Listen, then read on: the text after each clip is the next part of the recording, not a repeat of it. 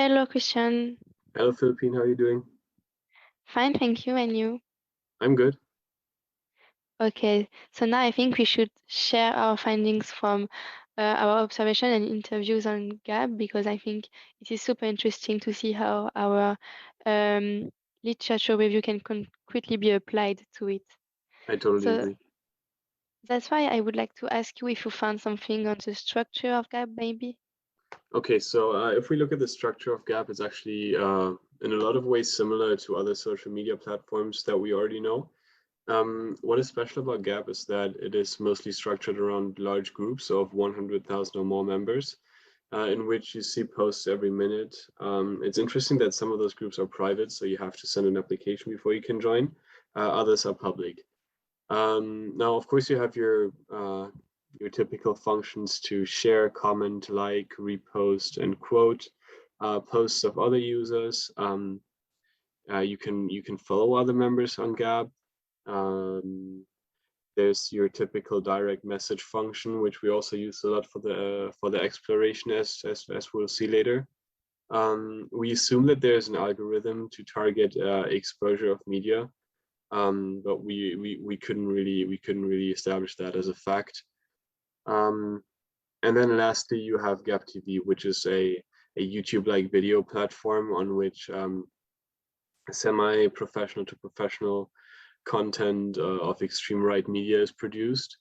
And what is particular about Gap TV is that you need a Gap Pro account, which is paid in order to be able to post on that, which really regulates the traffic on this platform. Apart from that, Gap Pro also provides extra features such as you get a blue verification mark, you can, and some other features like that you're able to post self-deleting posts or write bold texts. The main feature of Gap Pro is really that you have this Gap TV channel. And then lastly, there's also an explore page where the hottest posts of Gap users appear. And obviously those posts will be the ones with the most reposts and likes. Okay, so do you know how does it affect the spreading of conspiracy theories and maybe the formation of such communities? Right, so when we want to look at how the structure actually affects the spreading of media here, we should go back to the concept of spreadability. So Gap shows all the typical features that we saw before that are characteristic of attempts to capitalize on spreadability of media. We see multiple share, repost, and quote functions that allow users to spread media artifacts and to, in a way, make them part of their own feed, thus to create their own online identity through what they share. This is really characteristic of a website trying to promote the spreadability of media, as we saw in the literature review. So Gap is really trying to build this participatory culture that is necessary. But as I found, it has not really succeeded to reach this desired effect to the fullest extent. So the traffic in the form of reposts, likes, and reactions on posts of normal Gap users is relatively low. So people in the groups often just post separately from one another. It seems like it's really more about posting than about interacting with each other's posts. So they actually produce more than they consume in some sense. Maybe this participatory culture of like producing to an equal extent has actually gone a little bit too far here to promote fast spreading of media. And this is also something that was confirmed by one of our interviewees. Let's call him Tom as a pseudonym, and he explained that he mainly used the groups to share his new findings to the community, but he himself found it much more interesting to watch news on Gap TV. Many people also share tweets and YouTube videos, websites, books, etc. of famous conservatives. So in this sense, sharing and spreading does take place a lot on Gap. But once an artifact really makes its way to Gap, it seems like it won't really be reshared again from there. So Gap is sort of a dead end for the spreading of media, although a lot of media is consumed there and produced there. Hashtags do exist, but they follow mostly the trends from conservative Twitter rather than developing their own dynamics. Now, as I already hinted on a little earlier, this is very different for professionally produced media. The dominance of Gap TV, this YouTube-like platform that we described earlier, um, is very striking. However, as we said, one needs a pro account, which makes it so that only professional and or at least semi-professional content is shared there. And these videos are produced in masses and directly feed into the conspiracy theories. They are not, as one would expect, less extreme or vulgar than non-professional bottom-up productions. They are actually openly racist, homophobe, sexist, anti-Semitic, many of them clearly fascist. And these videos then actually have hundreds of comments and reposts and thousands of likes. So Gab, does that not seem to succeed really at creating this participatory culture to the fullest extent? But still significantly adds to the spread of conspiracy theories by providing this concentrated and organized space for professional producers to create such content, and where they can directly reach the very specific target audience they need. And this target audience is huge already, and the content is spread further from there to all different platforms. So we've also seen Gap TV links shared on other platforms such as Facebook and Twitter, for example. Okay, so I think what you just said is super relevant because I think I observed from observations and also interviews a concept related to what you just said. So this is the concept of gatekeeping because, for example, when you talk about TV channels on Gab, it is moderated by gatekeepers because those gatekeepers, so the more professional Gab users, in fact, moderate type of information you will see on these TV channels with very specific type of content.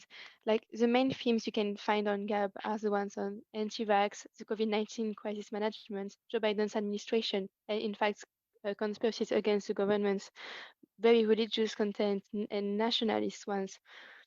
And you can also say that on the most popular hashtags, when I observed Gab, I found that the most popular hashtags were parallel economy, inked October, Jesus saves, Novax, good news.